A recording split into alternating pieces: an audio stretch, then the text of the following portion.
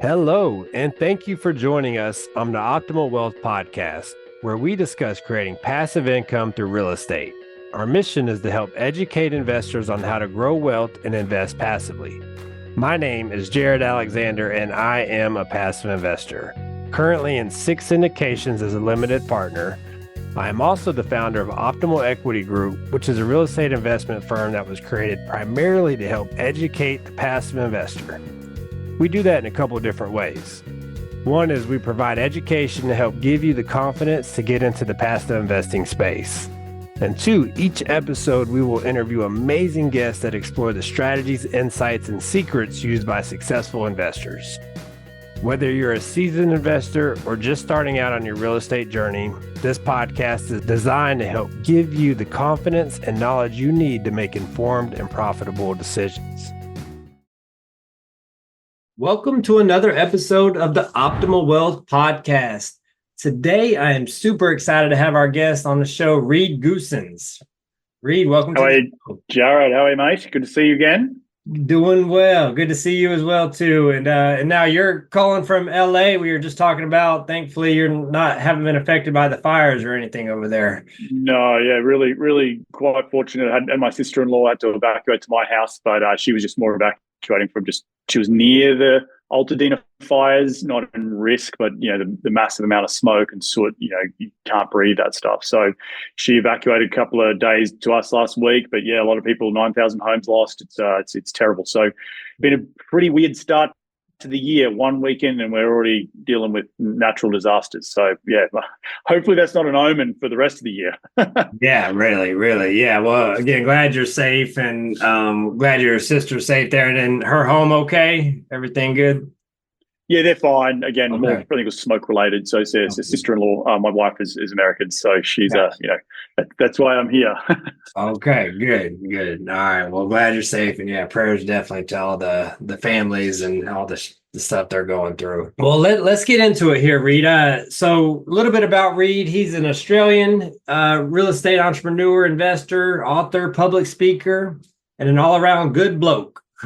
Reed got his start in real estate investing back in 2012 when he moved to the U.S., and since then has gone to start 2 multifamily private equity firms, which have been involved in acquisition of over $800 million worth of U.S. real estate to date here. So, Reed, if you could, walk us through a little bit of your journey. You know what? Actually, I want to do this. As I've listened to your podcast before, and every person you interview, you always start off with, how did they make their first ever dollar when they were a kid? And I want to hear your answer to that.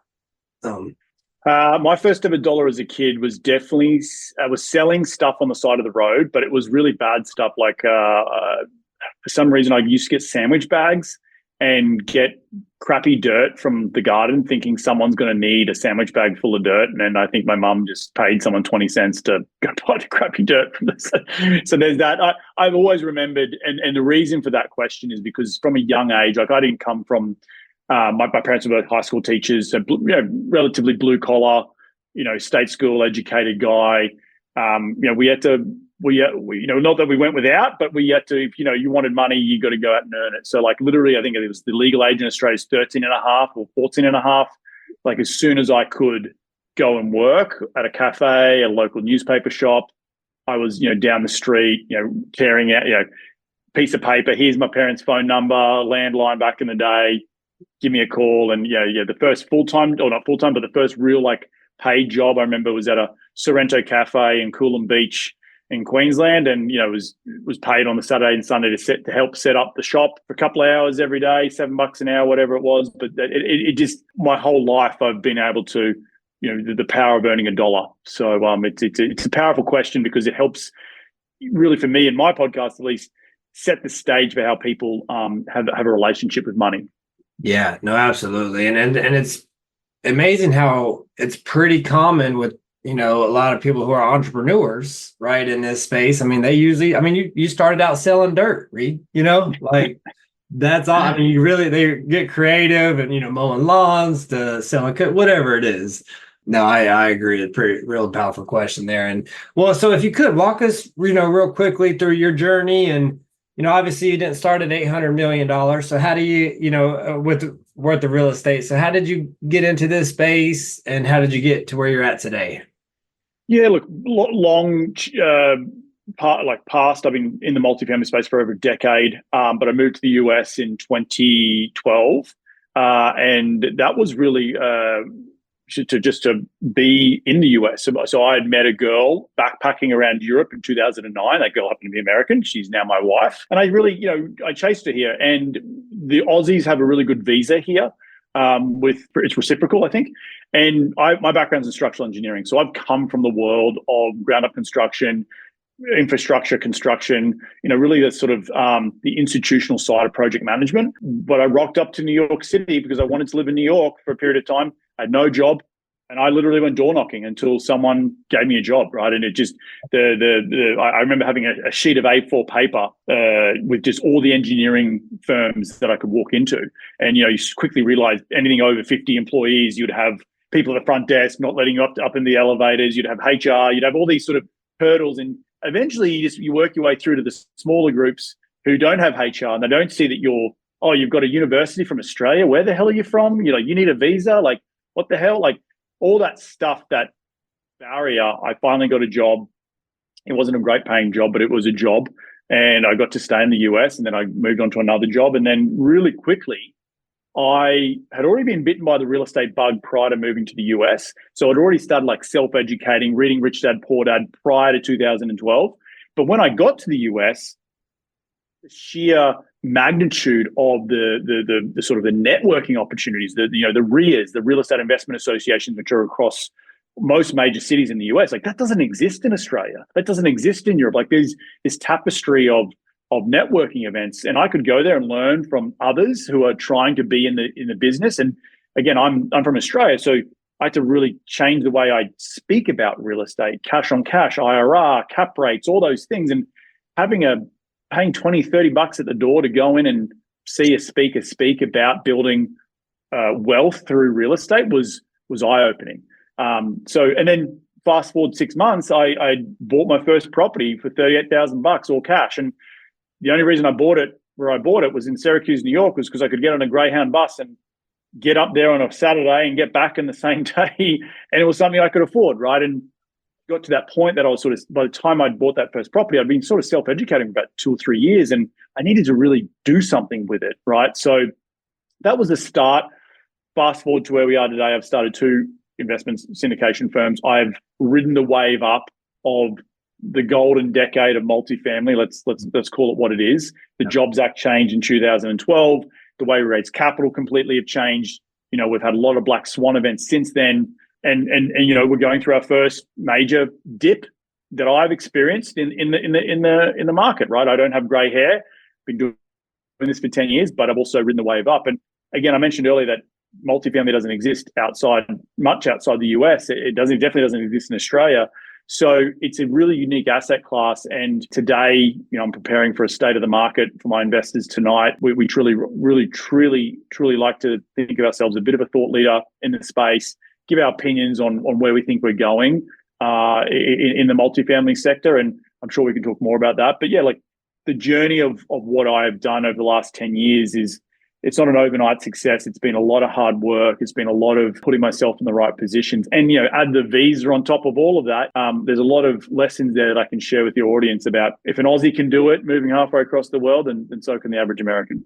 Yeah, no, that's awesome. And, I love it when you bought that first $38,000 triplex there, and it's just getting that foot over that threshold, over that scary, oh my gosh, this is my first investment, buying a property, right? And then it's once you get that going and you just keep showing up, and then the next thing you're where you're at today, and, starting 2 private equity firms with a ton of doors. So I think that's the biggest thing that I've been learning is just the action and consistency, right? Yeah, 100%. And I think the biggest thing is it's not a sprint, right? So many people start out in this journey, and whatever you do, just real estate, your business ownership, being an entrepreneur, you're going to start something, and you've got to have the long-term mindset in mind. It's not going to happen in 3 months.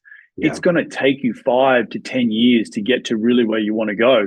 And if you have that mindset on the front end, then you know you're going to pace yourself. You're not going to sprint and burn out too quickly. So I think a lot of people I talk to, how to be successful. It is that consistency. It's literally showing up. Like I'm not smarter than anyone else in the room, but I show up every day and be consistent every day and slowly push the boundaries of what I'm comfortable with. And over time, that really compounds to showing, it's that first 38,000 property. Then it's the next one. Then it's a small syndication. Then it's the next syndication. Oh my God, like it just slowly compounds. And yes, I can sit here and talk about the quote unquote success, but like it's been a lot of hard work and a lot of putting literally one foot in front of the other, not seeing 10 feet in front of me, but just knowing to keep going forward. Yeah. Yeah, no, absolutely. Well, let's transition into the, like you had mentioned, you've been kind of riding this wave for the past 10 years or so, or 8 years, I should say, but the market has changed, right? Since that interest rate hike, because this is a get rich slow, investment. But back in, 19, 20, 21, these deals were turning in 18 to 24 months, right, Reed? So a lot of people got this shiny object syndrome, or, I can turn my money, and real quick.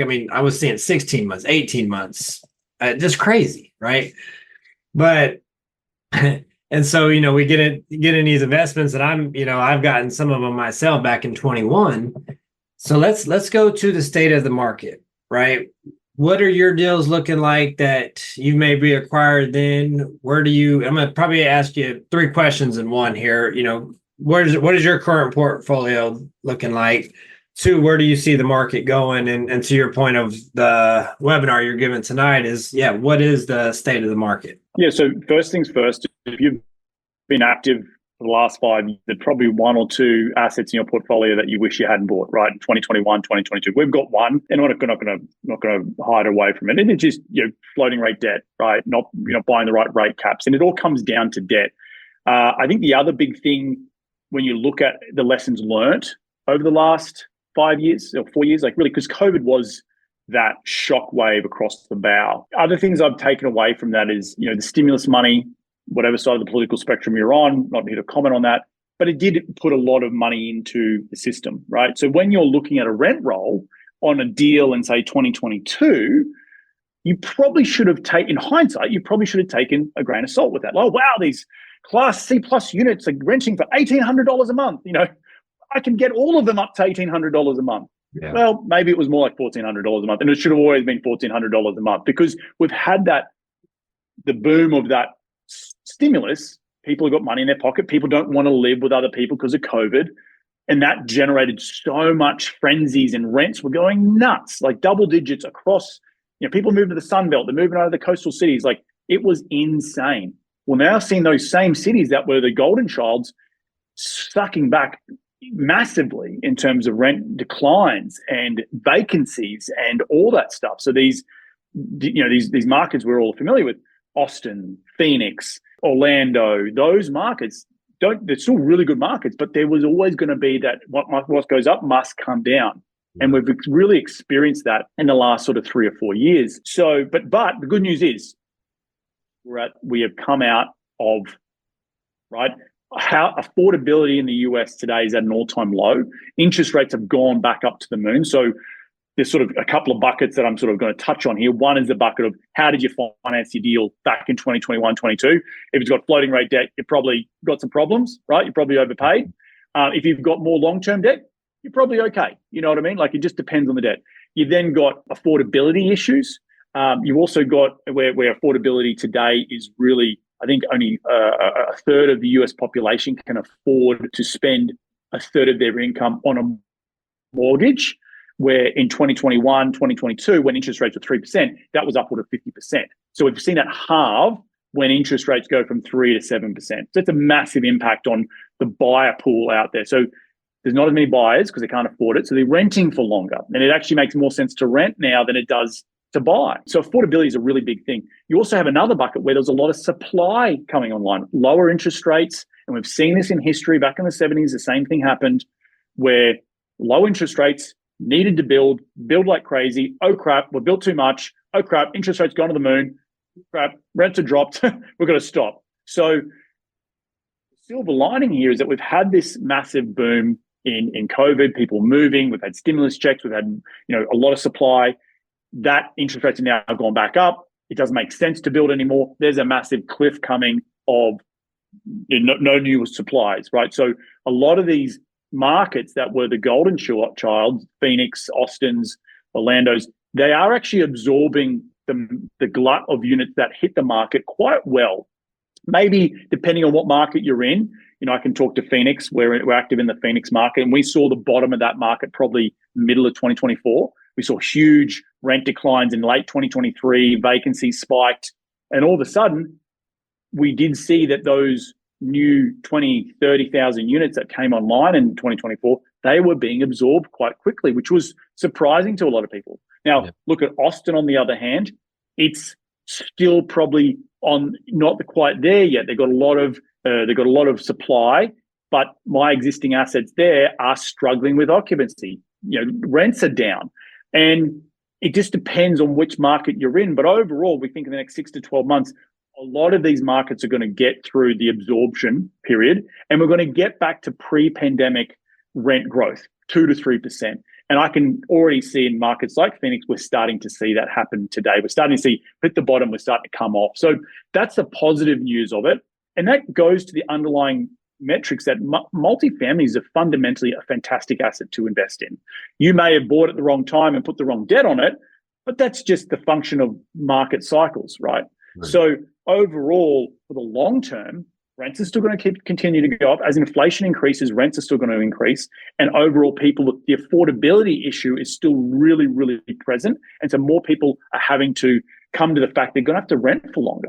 And that's just the sheer fact of where we are today. So I'm throwing a lot at you there, but I'm sure a lot of people can rewind and unpick it. But there's a lot of facts that are contributing to where we've come from and where we're going. Yeah, no, thank you for covering that. And a couple questions. First, just because I am in the Phoenix market and invested, and I'm curious, I know you have a deal here. Well, let me ask you this. That deal that was floating rate debt, was that in Phoenix or was that Texas? Phoenix.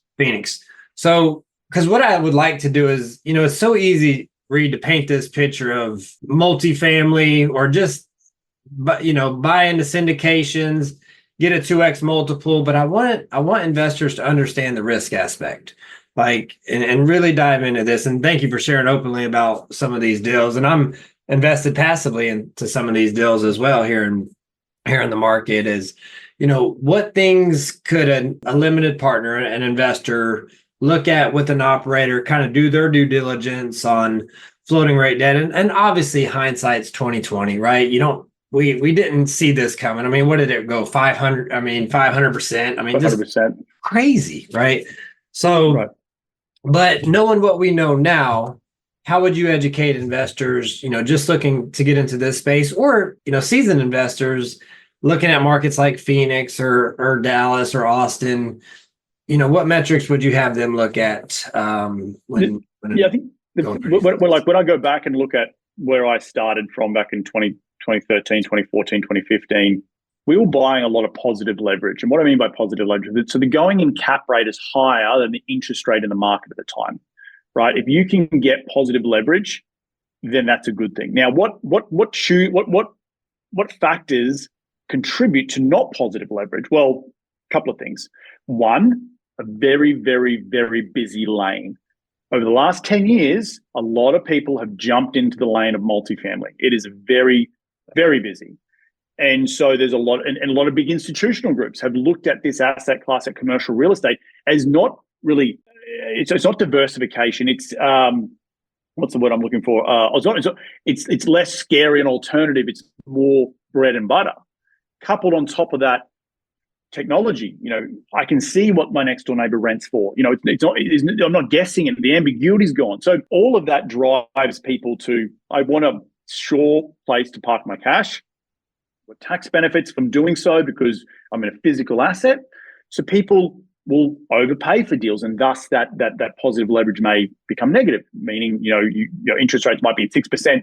You buy an asset at 5%. Now, depending on the leverage, that's okay. That negative leverage is okay if you're leveraging at 50% leverage. But if you're at 80% leverage, and that's a problem, because if you lose occupancy by say 10%, you might be underwater already. You might not be able to afford to pay the debt. So understanding positive leverage in like where your going in cap rate is versus where the interest rate is, and then understanding how much leverage you're taking, that all plays, those three make up a three-sided triangle, right? So if you can sort of weigh most of them out, like again, if you're at 60% leverage, you have you might be getting it at a 5.5 cap, but interest rates are at 6. Well, then you could be saying to yourself, well, how are you planning to get to positive leverage or neutral leverage? Is there a value add strategy here that, okay, I can come and increase rents, or I just got to fix up my operation expenses and I can get that in place cap rate up to a 6 to match my interest rate, but my leverage is not too high,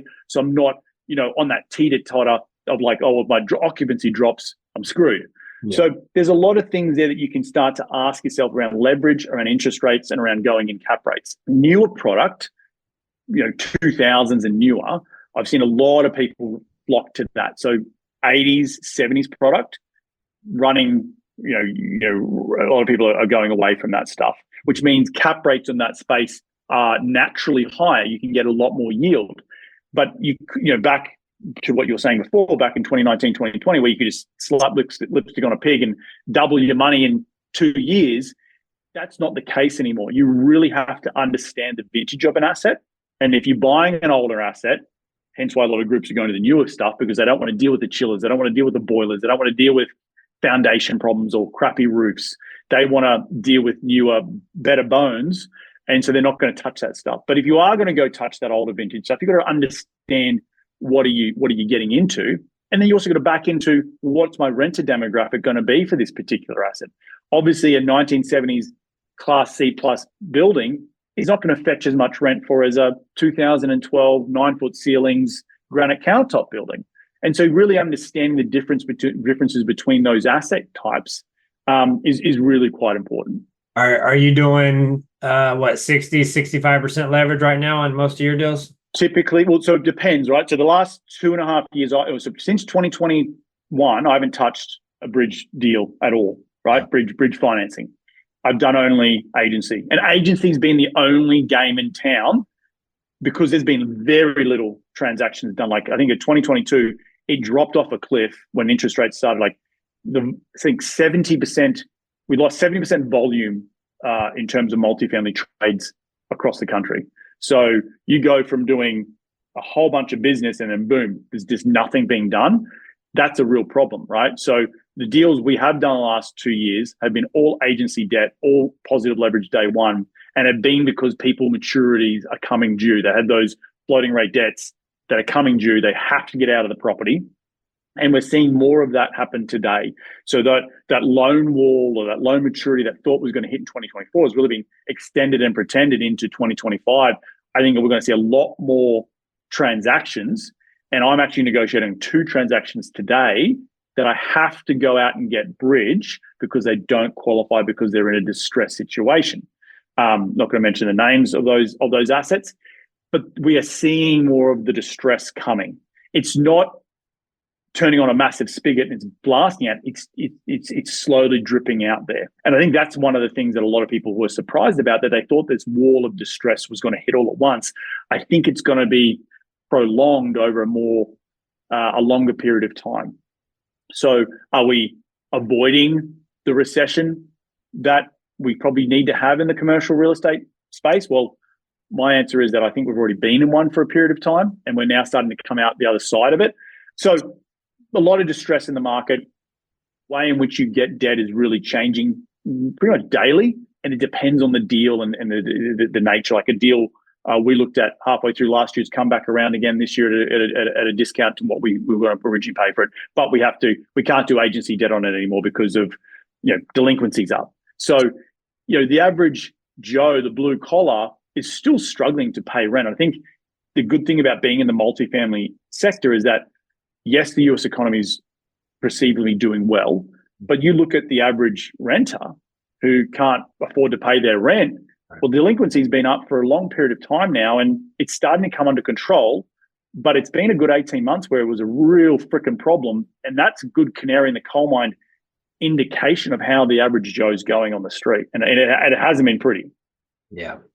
Yeah. So, well, and so with that, the outlook on multifamily right now, and you kind of covered that a little bit, but just to kind of wrap this up, so going back to 2 to 3% rent growth, 5 year holds at least, maybe 5 to 7 year holds. I think 5 to 7. I think 5 to 7. Yep. Yeah, just staying in that, and again, it's real estate, right? So it's like the market's going to go up and down, but you just hold it, and whenever it makes sense economically to sell these properties or refinance. I mean, there's a lot of different exit strategies you can do here too, but overall, based on what you're saying, and I tend to agree with you, Reed, is the outlook on multifamily is good. And what I am educating investors on right now is actually now is the time to get in, right? Yes. Yes. Look, we picked up assets in the last 2 years at 20 to 40% discounts to the peaks.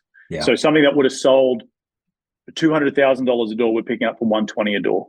Wow. It's and the cost of replacement is also with inflation has gone up. So there has been a reset already.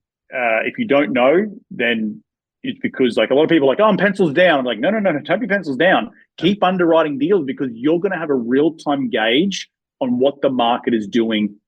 I saw in Phoenix, for example, as the Fed started increasing interest rates, I saw the limited amount of deals that were on the market. Those going in cap rates were lockstep. So it went from 4.5 to 5, 5.5 to 5 to 5.5, 5.5 to 6. Like those deals were starting to trade with that positive leverage that I was speaking about before. Other markets like Dallas, for example, really hung on to, an 80s vintage product in Dallas, and took a long time for those 80s vintage products to get out of the 4 cap rates and get into the low 5s. And that's just because the function of how strong that market is.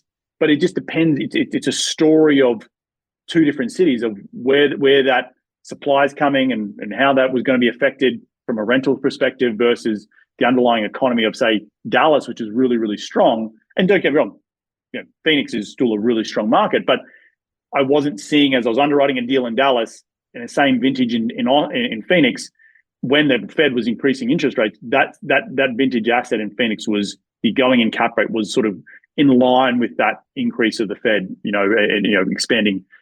Something that might have traded at a 4.5 cap was going straight to 5 cap, was going straight to 5.5 cap really quickly, where Dallas was a little slower to come around to that. Yeah, that's an interesting metric. Yeah, because you would think they'd be pretty similar. I mean, just with both being hot markets. I mean, they're both top 10. Like right. So, yeah, no, that's interesting. Well, Reed, let's I want to share this real quick, and then we're going to transition into the our what we call the fire round here. Tell listeners where they can go, because you are giving a state of the market. State of the market. State of your so where can listeners go if they want to listen into that or learn more? Is it open to the public? Yeah, it's you got to go register, but like we're sitting here at 3:00 Pacific. I don't know if this will go out before then, but it is all on my YouTube channel, so you can go over to Reed Goossens, ReedGoossens, and when this podcast goes live, I'm sure our state of the market for end of 2024 into 2025 will have already gone live, and we're also answering live questions on that state of the market. So check out my YouTube page for that. Okay, cool. Yeah, well, yeah, definitely encourage y'all to go check that out. Obviously, you can see Reed's very knowledgeable in the market and outlook, and been doing this since 2015, right, Reed? Yeah, roughly about that. Yes, roughly. Yeah, so definitely has some experience there. Well, let's go ahead and dive into the fire round here. And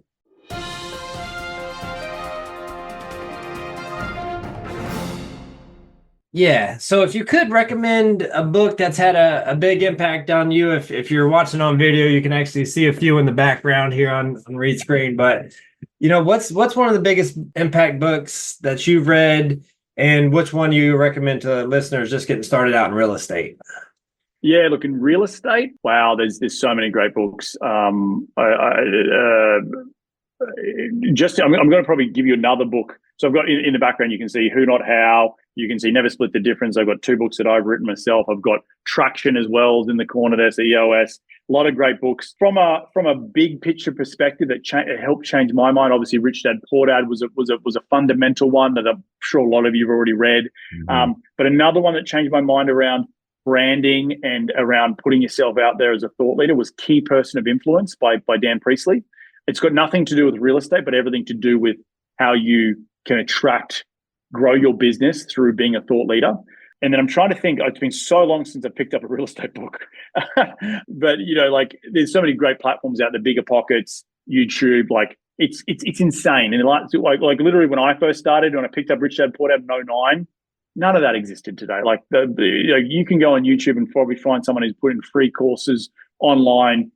You could get a pretty good understanding of it. So, but back to what we were saying earlier, you got to also go and do it consistently and put it into action. So, yeah. Yeah, it's interesting. When you first start out in a space, you take down all the real estate books, just get all this knowledge you can. But once you start getting into it, the biggest learning is whenever you got boots on the ground and you're just kind of learning through trial and error, right? That's right. And eventually you transition like me. I'm now doing a lot more mindset, things, like the who, not how, trying to implement systems and be more efficient. Let's see if you could share a specific goal or dream that holds special significance to you. Oh, look, I think the big why did we get involved in real estate in the first place was to create financial freedom for our families, for ourselves. That's still, I have created that, but then you create the old saying, you quit your 9 to 5 to work 24/7, right? You know what I mean? So that's still a big, I want to retire early. I'm 38. I want to do all those things, but it's essentially getting my time back and doing what I want, when I want, with who I want, as often as I want is sort of how I think about it. Yeah, that's awesome. Do you for the most part have that now? Yeah, I run my own company. I run my own days. There's stacks full of meetings. Don't get me wrong. There's a difference between riding a bicycle and flying a jet. When you got mouths to feed, and when I say flying a jet, I don't mean I fly a jet, but the business has evolved from me just being a single solo entrepreneur on a bike, trying to pedal as hard as I can to, graduates to a car, graduates to a train, and graduates to a plane. You add more seats to the table, in any organization that requires leadership. So my organization is at a good spot, and we've got some growth that we want to continue to do over the next 2 to 3 years to get to sustainability. But we're also looking at other verticals outside of real estate that I'm really, really pumped about. So just this journey of building something has been freaking awesome. That's awesome. Well, I'm sure before long you'll be hitting $1 billion in no time. Yeah. Hopefully. Yeah. Well, so with that, how do you structure your day to maintain a healthy work-life balance? And do you there's a lot of, you try to not look at the phone for the first hour in the morning. I've got a young daughter. Until I drop her at school, I'm not looking at emails on my phone. Being as present I can be. I do a lot of meditation, get in, punch out my work. I need to work out at least once a day or once every other day. And I really prioritize sleep. Obviously I work really hard, but if I'm tired, I can't show up if I'm not in the right headspace. So sleep for me is really important, along with working out, along with being present with my family. Yeah, that's awesome. Well, and if you could be remembered for one thing, what would that be? Like I said in the beginning, just a good bloke, down to earth, and can have a beer with. I think that would be a pretty awesome thing to be remembered for. Awesome. Well, if you could tell listeners where they can connect with you, find more about you, what you're up to. Yeah, look, you can head over to our investment page. It's RSN Property Group, so rsnpropertygroup.com. That's our investment platform. You can also head over to reedgoossens.com. That's more on the education side. You've got podcasts and YouTube channels and all that sort of stuff. So you can hit me up on Instagram or on LinkedIn.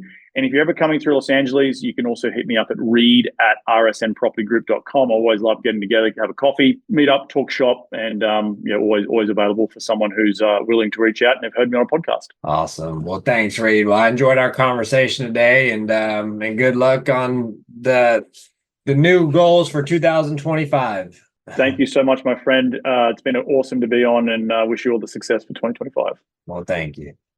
Thank you for listening to the Optimal Wealth Podcast. If you enjoyed this episode, please be sure to rate, review, subscribe, and pay it forward by sharing with a friend. Most importantly, be sure to optimize your results and take massive action on what you have learned here today.